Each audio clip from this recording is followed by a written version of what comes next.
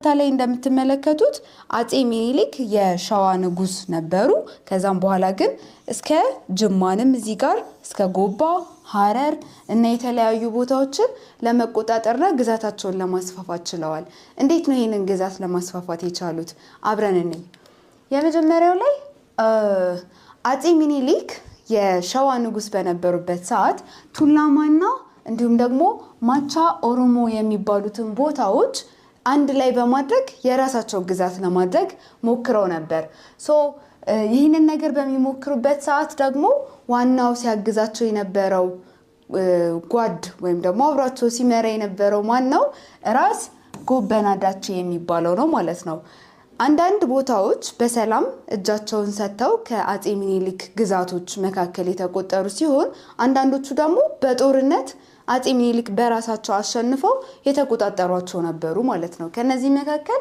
ኖርዘርን ጉራጌ የሚባለው ቦታ በሰላም ለአጼ ሚኒሊክ ግዛት እንዲሆን ራሳቸውን እጃቸውን የሰጡ ቦታዎች ሲሆኑ ዌስተርን ጉራጌ ግን በጣም ከባድ ተቃውሞ አድርሰው ነበር ተቃውሞ ነበራቸው የአጼ ሚኒሊክ ግዛት አንሆንም ብለው ነበር ይሄንንም ተከትሎ ደግሞ ራስ ጎበና ቀደም አጼ ሚኒሊክን በጣም ያገዛቸው ሰው ያልናቸው መሪ ራስ ጎበና ሐሰን ኢንጃሞ የተባለውን የዌስተርን ጉራጌን ሰው በማሸነፍ ቀበና ላይ በማሸነፍ ዌስተርን ጉራጌንም የራሳቸው አድርገው ጠቅልለዋል ማለት ነው ይህ እንግዲህ የነበረው መቼ ነው የሸዋ ንጉስ በነበሩበት ጊዜ አጼ ሚኒሊክ የሸዋ ንጉስ በነበሩበት ጊዜ የነበረ ኤክስፓንሽን ወይም ደግሞ ማስፋፋት ነው ማለት ነው ከዛም በኋላ ዌስተርን እና ሳውዝ ዌስተርን ኤክስፓንሽኖችን ለማድረግ ሞክረዋል ይህ ደግሞ እስከ ጦርነቱ እስከ አድዋ ጦርነት ጊዜ በነበረበት ሰዓት ሲሆን ቀደም እንዳለው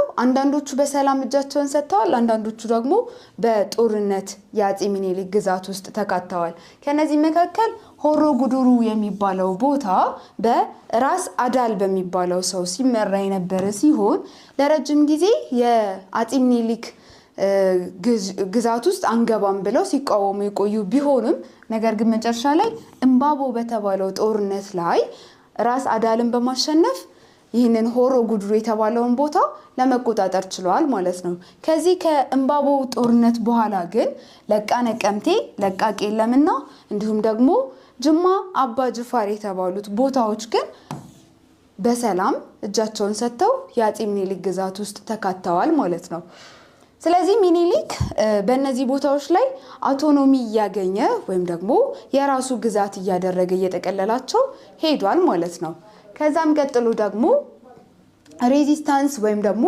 ተቃውሞ የነበረባቸው ቦታዎች የትኞቹ ናቸው እንዲሁም ደግሞ አጼ ሚኒሊክስ ምን አደረጉ የሚለው ደግሞ እናያለን ብዙ ተቃውሞ የነበረው አርሲና ሐረርጌ ላይ የነበረው ተቃውሞ ነው አንገዛም በአጼ ሚኒሊክ አገዛዝ ስር አንሆንም ብለው ተቃውሞ የቆዩ ሲሆን ነገር ግን አጼ ሚኒሊክ እና የአጼ ሚኒሊክ ግብረ አበሮች ወይም አንድ ላይ የነበሩት ሰዎች 6 ዘመቻዎችን በማድረግ ከ1882 እስከ 1886 ድረስ 6 ዘመቻዎችን በማድረግ የአርሲ ኦሮሞን ለመጠቅለል ሞክረዋል ማለት ነው መጨረሻ ላይም አዙሌ በሚባል ቦታ ላይ ጦርነት በማካሄድ ራስ ዳርጌ ሳህለ ስላሴ በሚመራው ጦርነት የአርሲን አገዛዝ ወደ ራሳቸው ግዛት ሊጠቀልሉ ችለዋል ማለት ነው ከዛም በኋላ ሐረርጌ ላይ የነበረው ከባድ ሬዚስታንስ ሐረሪና ኦሮሞ በጦርነት ሊሸነፉ ችለዋል ይህም ጦርነት ምን ይባላል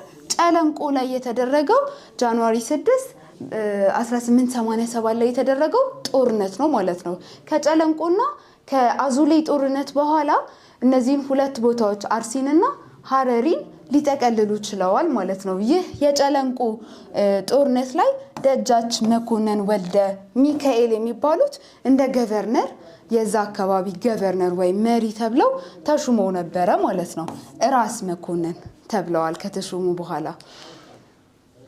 ስለዚህ ከመጀመሪያው ከአድዋ በፊት የነበረውን ወይም ደግሞ የሸዋ ንጉስ በነበሩበት ሰዓት የነበረውን አይተናል በኋላ ላይ ደግሞ የሸዋ ንጉስ ከሆኑ በኋላ የኢትዮጵያ ንጉስ ከሆኑ በኋላ ያደረጉትን አይተናል እስከ ጦርነቱ ድረስ ይሄ ደግሞ ከአድዋ ጦርነት በኋላ የነበረውን ኤክስፓንሽን ነው የምናየው ማለት ነው ከአድዋ ጦርነት በኋላ ክፉ ቀን የሚባል ከባድ ድርቅ ኢትዮጵያ ውስጥ ተፈጥሮ ነበር። ይህ ድርቅ በምንድነው የተፈጠረው?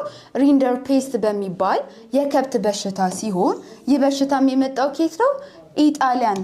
ከጣሊያኖች ኢምፖርት የተደረገ የከብቶች በሽታ ነበረ፣ በምጽዋ በኩል የገባ ማለት ነው። ስለዚህ ከብቶቻቸው በድርቅ ሞቱ፣ ማረስ አይችሉም፣ የተለያየ ጉዳት ደረሰባቸው። አርሶ አደሩም ተጎዳ። በዛን ሰዓት ከባድ የሆነ ድርቅ ተከሰተ። ያ ድርቁ ስም ማን ይባላል? ክፉ ቀን ይባላል ማለት ነው። ከ1888 እስከ 1892 ድረስ የቆየ ድርቅ ነበር። በዚህ ድርቅ ጊዜ አፄ ሚኒሊክ ሲያደርጉት የነበረው የግዛት ማስፋፋት ሂደት በጣም ቀለለላቸው። ምክንያቱም ብዙ ቦታዎች በፈቃዳቸው ለአፄ ሚኒሊክ እጃቸውን መስጠት ቻሉ ማለት ነው።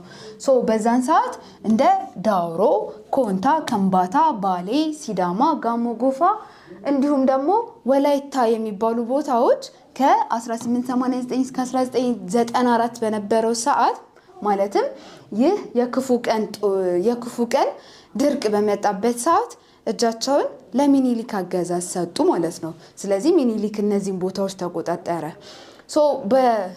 እዚህ ጋር ወላይታ የሚለው ያለበት መቼ ነው ማለት ነው? በ1894 ላይ ነው ይህ የተፈጠረው። ማለትም የወላይታ ሬዚስታንስ ወይም የወላይታ ተቃውሞ የቆመው መቼ ነው?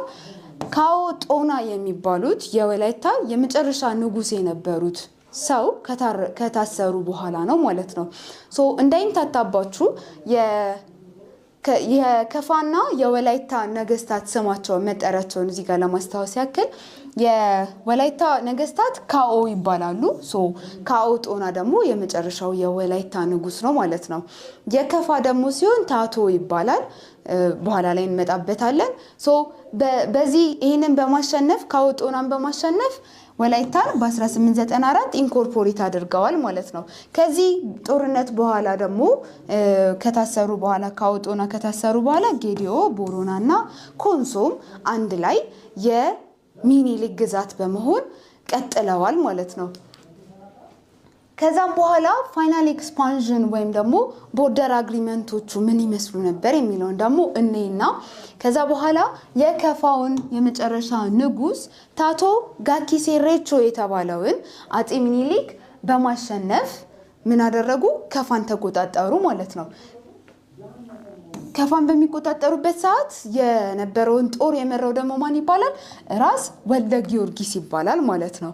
ራስ ወልደ ጊዮርጊስ ይህንን ከመራ በኋላ ሚኒሊክም ወደ ቤንሻንጉልና ወደ ጋምቤላ በመሄድ የራሱን ግዛት ለማስፋፋት ሂደቶችን በማድረግ እስከ ቤንሻንጉልና እስከ ጋምቤላ ድረስ ኢትዮጵያን አስፋፍቶ ለመግዛት ሞክሯል ወይም ችሏል ማለት ነው። በኋላ ላይ ግን ከብሪቲሾች ጋር ከዚህ በላይ እንዳትሄድ ተብሎ አግሪመንት ፈጽመው እስከ ኬንያና እንዲሁም ደግሞ እስከ ሱዳን ድረስ የነበሩትን ባውንደሪዎች እንዳያልፍ አግሪመንት በመፈጸም የኤክስፓንሽን ሂደቱን ሊያቆም ችሏል ማለት ነው። ኤክስፓንሽን ሂደቱ መቼ ነው ያቆመው ማለት ነው? ባውንደሪ አግሪመንት ላይ ሲደረስ ወይም ደግሞ ከዚህ በላይ እንዳትሄድ የሚለው ስምምነት ላይ ከእንግሊዝ ጋር ከፈጸመ በኋላ ወይም ደግሞ እስከ 1908 ድረስ ነው ማለት ነው። ከዛ በኋላ ኤክስፓንድ አላደረገም። እስከዛ ድረስ ግን ኢትዮጵያን ከየአቅጣጫው አንድ ላይ ለማድረግና ግዛቱን ለማስፋፋት ሞክሯል ማለት ነው። በሚቀጥለው ሴሽን እስክንገናኝ ደህና ሁኑ ተማሪዎች።